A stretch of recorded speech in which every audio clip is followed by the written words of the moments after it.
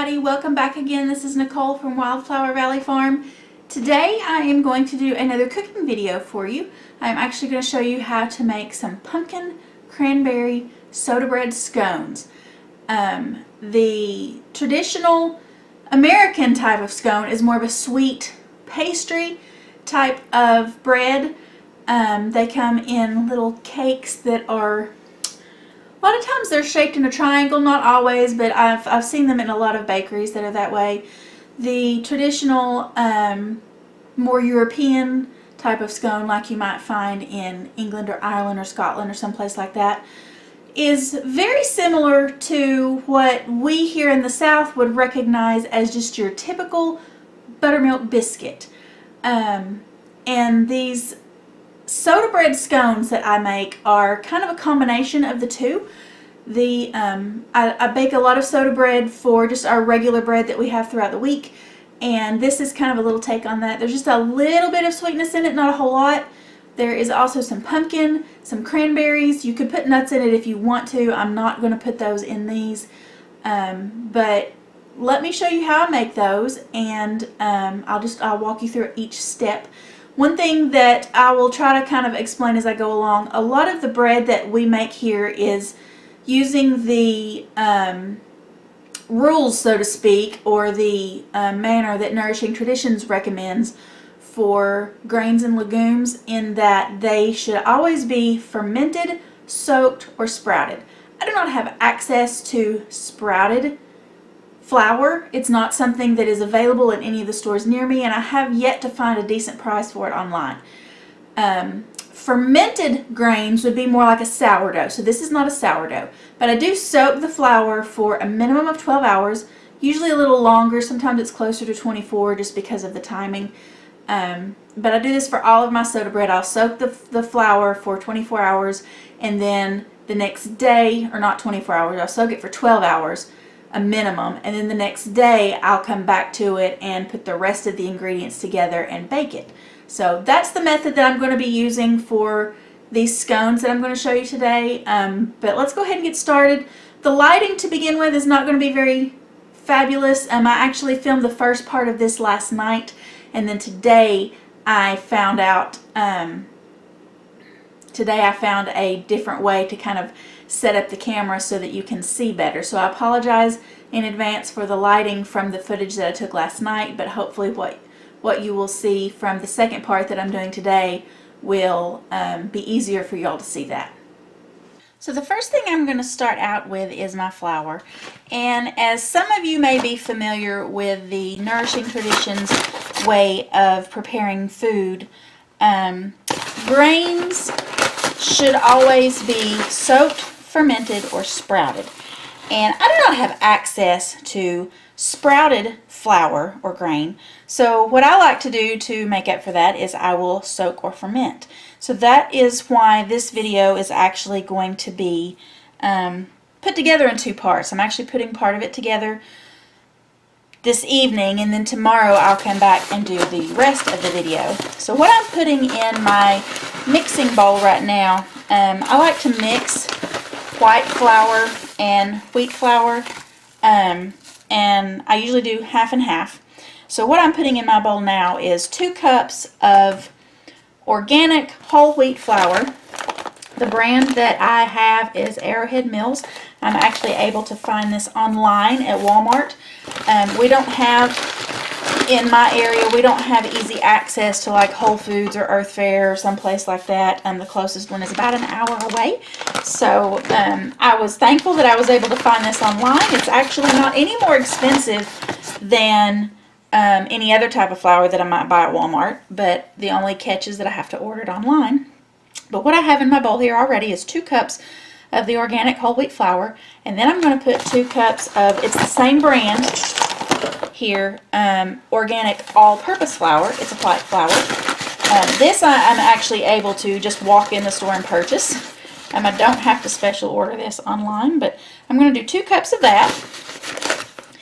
And I'm going to mix this with my liquid ingredients and leave this to soak overnight. It is I'm not even going to tell y'all how late it is that I'm putting this video together.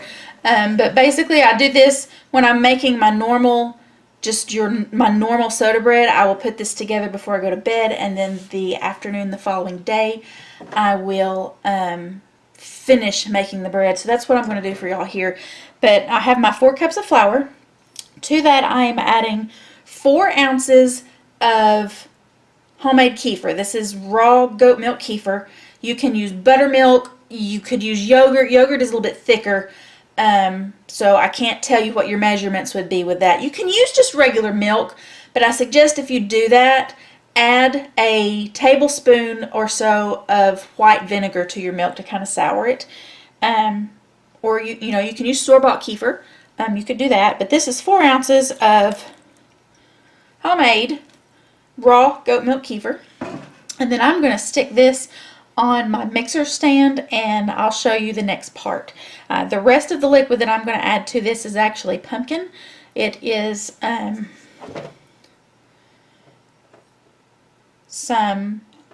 can't really say homemade. The pumpkin was grown, obviously, but I roasted the pumpkin and froze the puree, and that's what this is. It's just plain pumpkin, homegrown pumpkin. And I didn't grow it, my grandfather did, but still. I have a cup of this here. I'm not going to add the entire cup to my flour mixture. I'm going to show you how much to add while I'm mixing this in the mixer bowl. And I will apologize in advance that the lighting here is not great. My mixer sits under my counter, and I need to get some lights so that I can get some better lighting, but I don't have any of that right now. So what I have done so far is just put the flour and the 4 ounces of kefir in the mixer bowl. I'm using a dough hook here, and I'm going to turn this on and let it mix to incorporate what's there, and then I'm going to start adding in the pumpkin. I will just turn this on low. On my KitchenAid here, there are numbers. I'm probably going to turn this up on a 2, so it's not the lowest speed, but it's the next one up from that.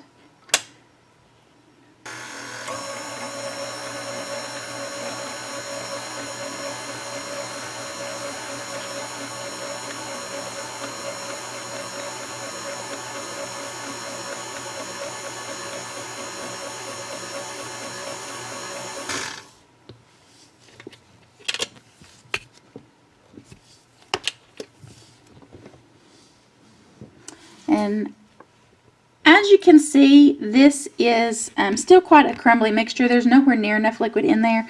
I have measured out a cup of the pumpkin, and I'm going to add 1/4 of a cup at a time until this gets to the right consistency. Since the mixer is so noisy, I'm actually not going to talk while I am doing this. I'm just going to show you all what I'm doing. So let me lock the mixer and turn it on, and then I'm going to start adding the pumpkin. Like I said, I'm going to add 1/4 of a cup at a time until it gets to the right consistency. And when I get there, I'll show you what that consistency is.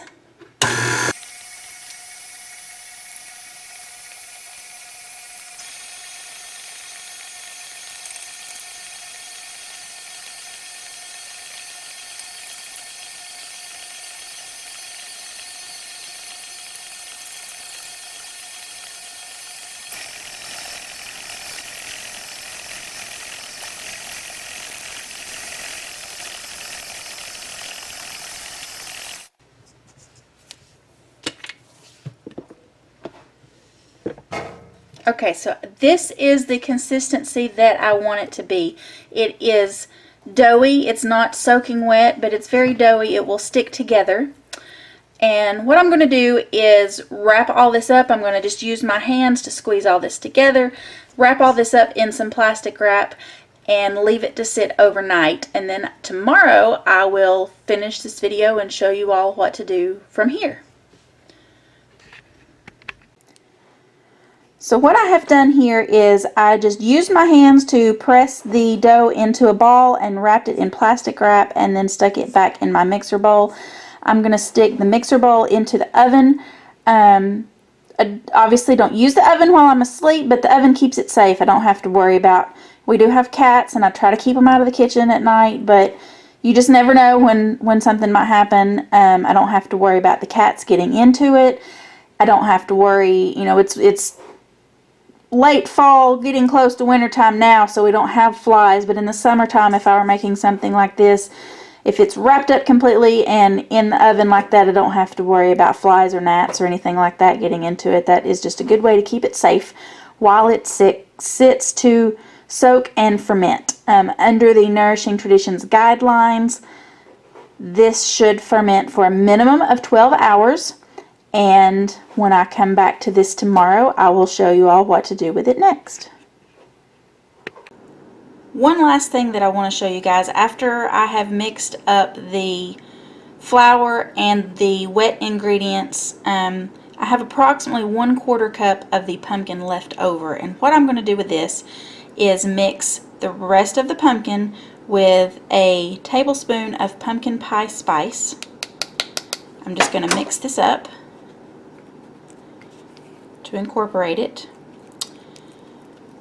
And one of the reasons why I do it this way, it just kind of helps to flavor the pumpkin. It will sit and those flavors will combine in the refrigerator overnight. You don't have to do this the night before you make the bread, but I like to. It's just the way I like to do things. And then I'm also going to mix my cranberries in. I have a 6-ounce package of cranberries, and I'm going to go ahead and mix these in this bowl as well. The whole package won't fit in here, but I'm just going to do what I can. I have approximately a 1/2 cup of dried cranberries in here. I'm going to go ahead and mix those in. The moisture from the pumpkin just kind of helps to plump those cranberries before I mix them into the bread tomorrow, is the reason why I like to do this the night before. The other thing I have found, since I soak my flour, in order to mix the salt and the soda, and of course in this case the pumpkin pie spice, those are all dry ingredients. Tomorrow when I get ready to mix those, to mix them into the bread dough that I made tonight, it doesn't incorporate well if you just toss your dry ingredients in there. But if you mix those dry ingredients with another wet ingredient, in this case it's the pumpkin, and then mix that wet mixture into your wet dough, it incorporates much better, much more evenly. So I'm just going to put a lid on this, stick it in the refrigerator, and tomorrow when it is time to finish making the bread, I'll be able to just mix this into the dough, and it will incorporate very well and very consistently. So last night I mixed up the base part of the dough. There are 4 cups of flour here, 2 cups of organic whole wheat, and 2 cups of organic all-purpose.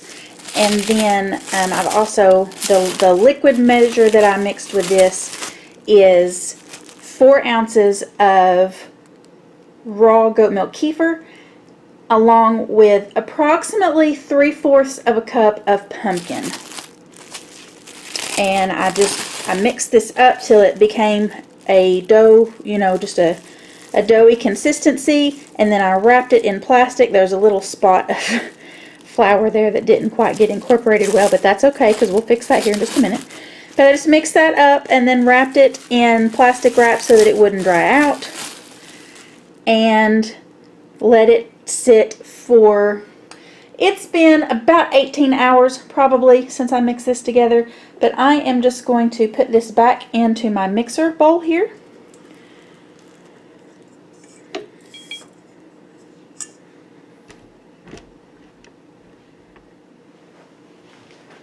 And then I'm going to add the rest of my ingredients. Here I have a teaspoon each of baking soda and of salt.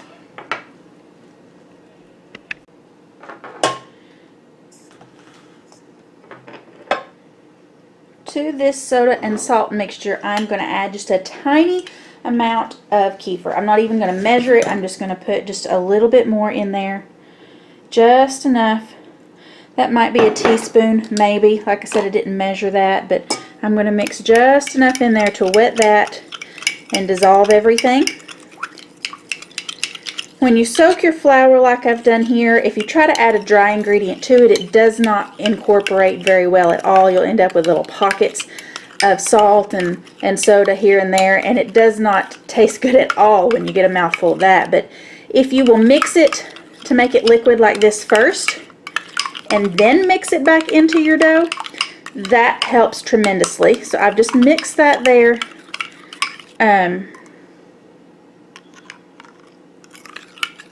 Like I said, I just mixed just enough of kefir there. It might be a teaspoon of kefir, maybe. I didn't really measure it. But I'm just going to pour that into the bowl of the mixer. And then I also have approximately a 1/4 cup of pumpkin puree that I mixed last night with about a 1/2 cup of dried cranberries so that the moisture from the pumpkin could reconstitute those cranberries, and then a tablespoon of pumpkin pie spice. I'm going to add that to that as well.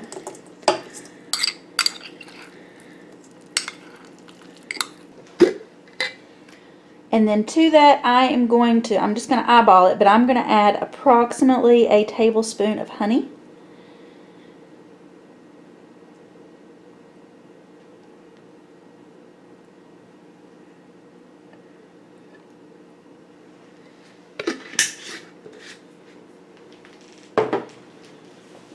And then I am going to turn the mixer back on. Move this a little closer so y'all can see it better. I'm going to turn the mixer back on, and I'm using a dough hook in here. I'm going to start it out on low. I'm not going to talk while this is going because you all won't be able to hear me because of the mixer motor anyway. But I'm going to start it out on low, and then I will increase the speed up to about medium speed until it is all incorporated and is a single ball of dough again. If I need to add anything to it, I'll just explain before I start the motor here. If I need to add anything to it, a little bit of flour, a little bit of kefir to get the right consistency, I just add a little bit at a time. You know, if I'm needing to add some kefir to add more liquid, I'll add about a tablespoon or so at a time until it gets to the right consistency. And if I'm needing to add flour, I'll do just a couple of tablespoons, maybe as much as 1/8 of a cup if you want to measure it. But just a very small amount at a time again until it comes back to the right consistency.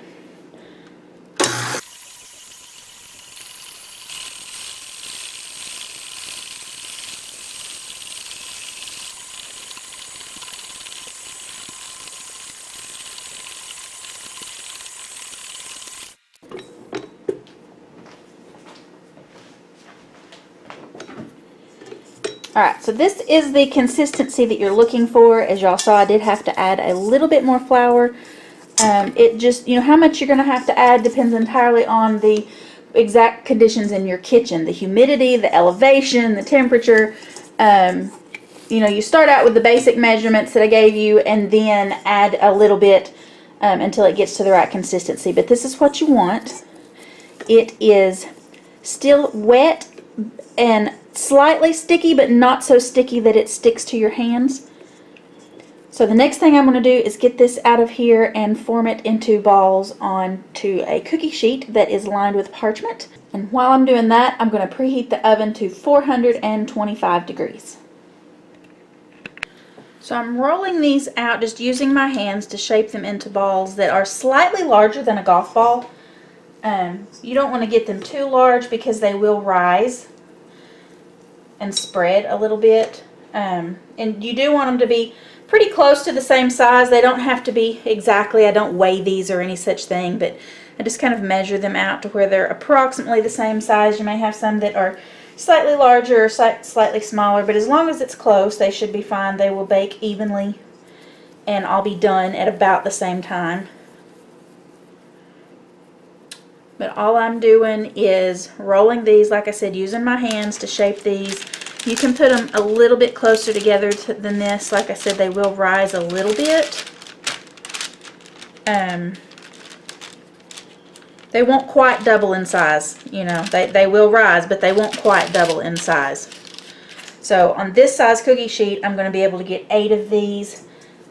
I'll probably need a second cookie sheet in order to put these in the oven. Probably should have chosen a larger cookie sheet for these.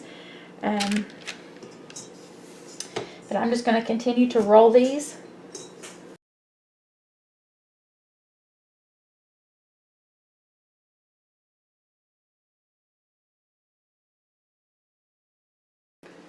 Once you have all of your scones shaped and onto the pan, let these rest while your oven is preheating. They need to rest for at least 15 minutes. 20 or 30 would be better if you have time to allow for that. It just allows the all the components of the dough, I don't really know the technical words for it, but it just allows that dough to rest and relax, and that way when you put it in the oven to bake it, it will be able to rise and your finished product won't be tough.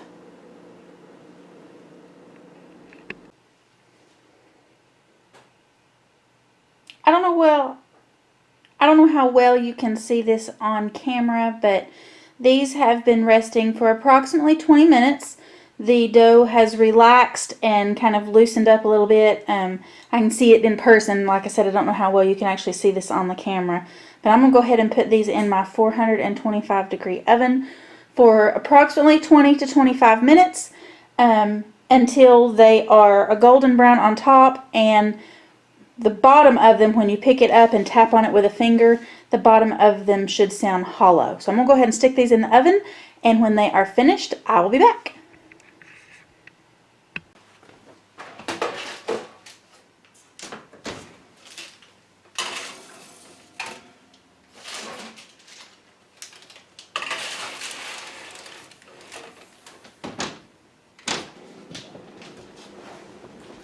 So these took about 20 minutes. As you can see, some of them are not exactly perfect, but that's okay. They taste just the same. They are golden brown on top, and if you turn them over, you hear they sound kind of hollow. I'm going to grab a knife and cut one open and show you what they look like on the inside. Alright, so I'm going to cut one of these open to show you all what they look like on the inside. Just take a knife and slice them open, and they are beautiful and hot and delicious. I prefer them with just a little bit of butter. They would also be good with maybe some plain cream cheese, but I like to just spread a little bit of fresh butter. Would be fabulous. I don't have any of that. Kerrygold would be fabulous as well, but you just spread some butter on here. I'm going to take a bite.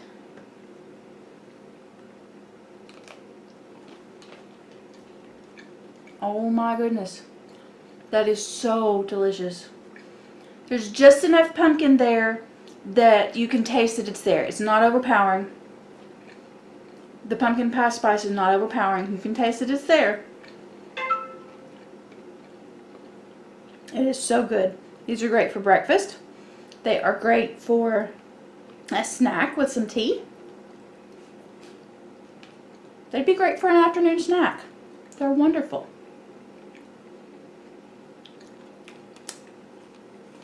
Leave me a message in the comments down below and let me know if you enjoyed this video.